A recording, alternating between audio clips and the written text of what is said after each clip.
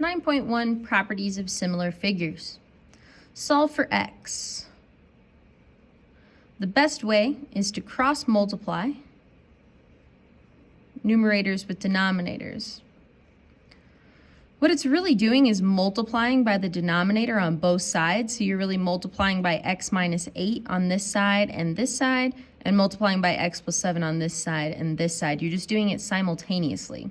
The other key piece to this is that the x plus 3 is grouped together and the x minus 8 is grouped together. So when you write that as multiplication, you group it together with parentheses. X plus 3 times x minus 8. Now the negative 2 is just a single number, so it can act like a coefficient, and it doesn't need parentheses times something that is grouped together, x plus 7. So we can write it as negative 2 times x plus 7.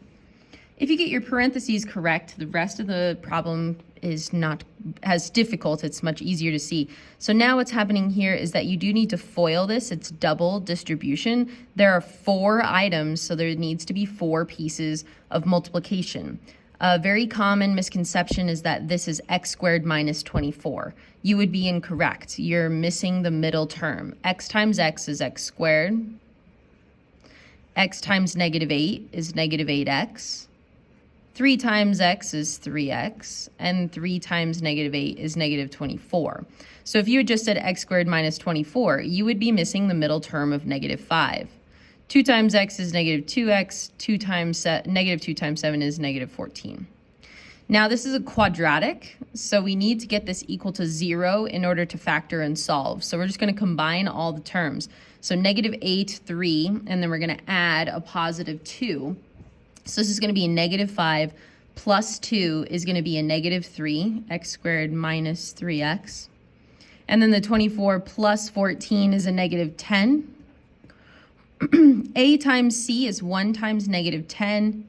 The factors of negative 10 are 1 and 10, 2 and 5, but I need it to be a negative 3, so it's got to be a negative 5. So it's going to be x plus 2, x minus 5, equals 0. X is going to be a negative 2, or x is going to be a 5.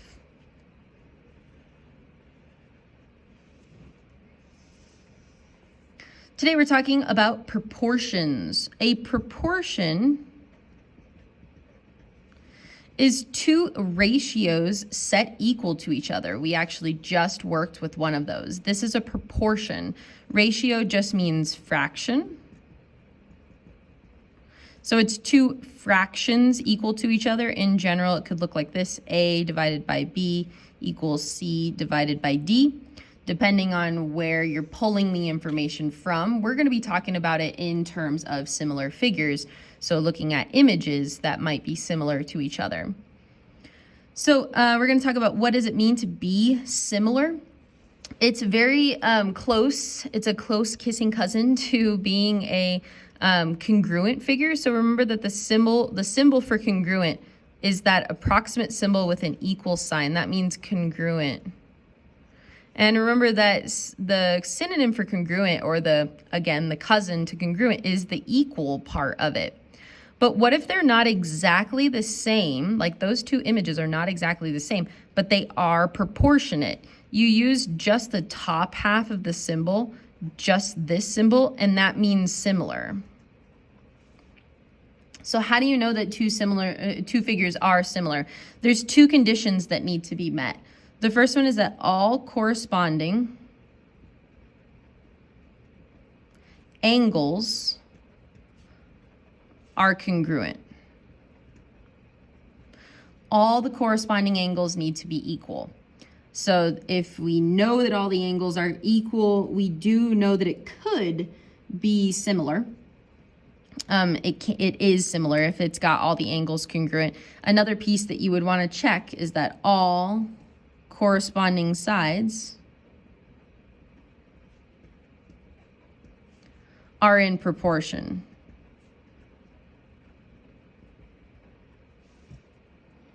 Meaning that the comparison of their sides is equal fractions. So this fraction would need to be equal to this fraction in order to be in proportion. So if we had this figure, this says PQRS, and this symbol right here means is similar to, is similar to. PQRS is similar to TUVW if it has that little similar symbol in between, which means that all the angles are equal. So angle P is congruent to angle T. Angle Q is congruent to angle U. Angle R is congruent to angle V. And angle S is congruent to angle W. So all the corresponding angles are congruent. And then it also means that all the corresponding sides are in proportion. So PS, the length PS, is proportionate to the length TW. That's equal to the proportions of the other sides, not just congruent, but equal. So PQ is proportionate to TU. QR is proportionate to UV. And RS is proportionate to VW. Of course, these can be switched around, and really we typically only work with 2 of those fractions at a time in order to solve a proportion, similar to the warm-up problem that we did where we would cross multiply and figure out a missing piece. Tell whether the shapes are similar, explain. So here we have an equilateral triangle with a length of 10, and then here we have a triangle with 59 degrees, 15 and 15. It's isosceles. I don't know that this last side is 15, but I do know that this corner angle is 59 degrees. Now comparing it to this triangle, it's equilateral, which means that each of its corner angles is 60 degrees. So because this is 60 degrees and this is 59 degrees, no, not similar. Because, not all the angles are congruent. Not similar because the angles are not congruent. How about the second one? We've got these 2 corners both being 90 degrees.